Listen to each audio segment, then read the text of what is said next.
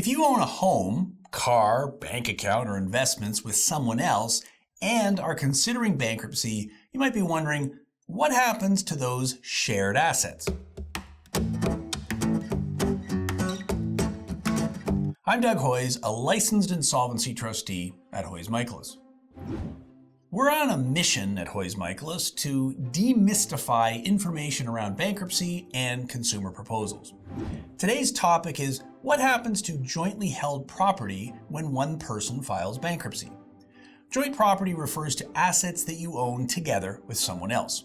It could be with a spouse, business partner, family member, or anyone else. Let's start with a simple and common example. A jointly held house. When you file for bankruptcy, your share of the house becomes part of your bankruptcy estate.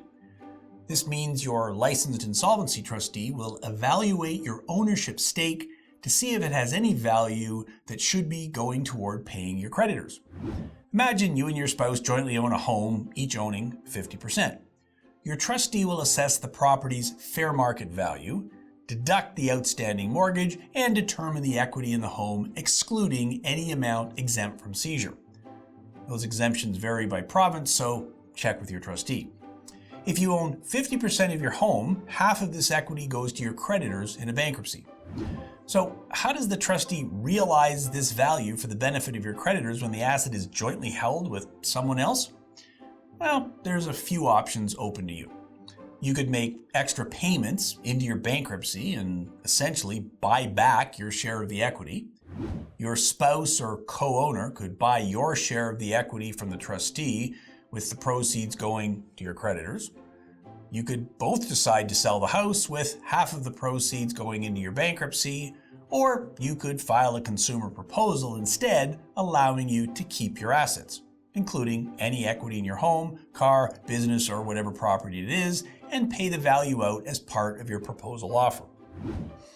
Generally, if you have significant assets and you want to keep them, a consumer proposal is the better option.